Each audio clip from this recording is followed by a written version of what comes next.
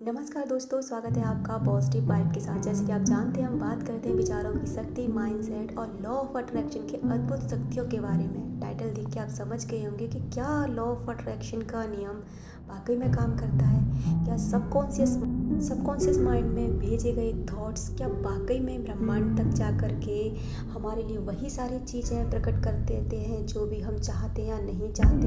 तो ये बात बिल्कुल सच है दोस्तों, क्योंकि हमारे विचारों में इतनी ताकत होती है कि कोई भी चीज़ हमारे लिए बना सकते हैं और कोई भी चीज़ हमारे लिए बिगाड़ सकते हैं। हम चाहें तो किसी भी संबंध को खराब कर सकते हैं और किसी भी संबंध को सही कर सकते हैं, केवल और केवल अपने विचारों से। क्योंकि जिस भी चीज़ पर हम सबसे ज़्यादा अपने विचारों में प्रबलता दे देते हैं ना, वही विचार हमारे लिए वही स्थितियाँ पैदा कर देते हैं जो भी हमने सोचा या समझा।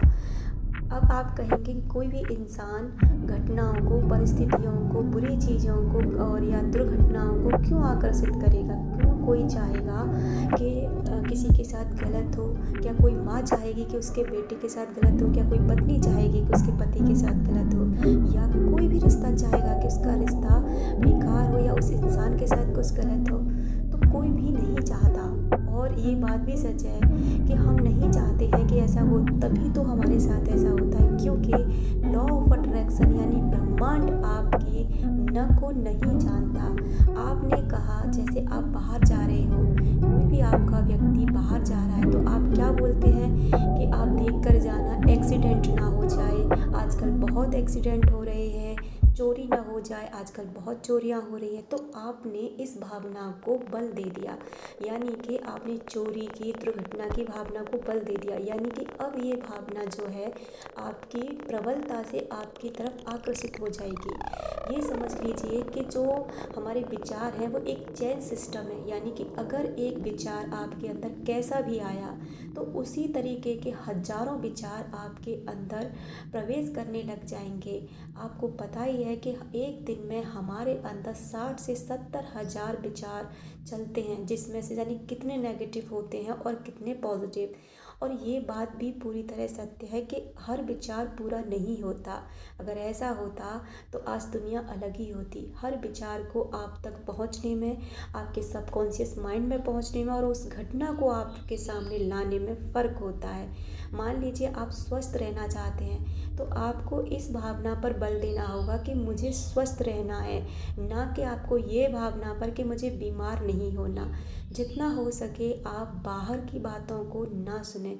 कोई व्यक्ति बीमार है, आपने एक बार उसका जिक्र सुना या फिर आपने उनसे किसी से कहा, तो उस भावना को, उस विचार को वहीं स्टॉप कर दीजिए। इस भावना को आगे बिल्कुल भी मत बढ़ाइए और ना ही अपने विचारों में लाने दीजिए। क्योंकि अगर कोई व्यक्ति बीमार है तो ये उसकी भावना है, ये उसकी अपनी ज़िंदगी है। अगर उसके साथ कुछ हो रहा है तो आपके साथ नहीं, आपकी ज़िंदगी, आपके विचार अलग हैं, उसके विचार अलग हैं। इसलिए उसके विचारों को, उसकी ज़िंदगी की परेशानियों को अपने ऊपर हावी बिल्कुल भी ना होने दें। अगर आप चाहते हैं कि आप एक स्वस्थ जीवन जिएं तो केवल और केवल स्वास्थ्य की भावनाओं पर बात करें। जितना हो सके उतना स्वास्थ्य के ऊपर अच्छा ही अपने विचारों को प्रेषित करें। यानी कि ब्रह्मांड में, अपने सबकॉन्शियस माइंड में वही बातें डालें जो आप अपने जीवन में चाहते हैं। क्योंकि अब तक आप जान चुके हैं कि लॉ ऑफ अट्रैक्शन का नियम इतना शक्तिशाली है कि आपके लिए हर चीज़ बना सकता है और हर चीज़ मिटा सकता है। बस आपके अंदर उसे पाने की चाहत होनी चाहिए, ललक होनी चाहिए। क्योंकि आपने एक डायलॉग सुना ही होगा कि अगर आप किसी चीज़ को पूरी शिद्दत से चाहते हैं ना, तो पूरी कायनात उसे मिलाने की साजिश करती है। तो ये बात यही लॉ ऑफ अट्रैक्शन पर बिल्कुल फिट बैठती है। अगर आप चाहते हैं कि आपके जीवन में खुशियाँ आएँ तो इस लॉ ऑफ अट्रैक्शन के नियम को लागू कीजिए अपने जीवन पर।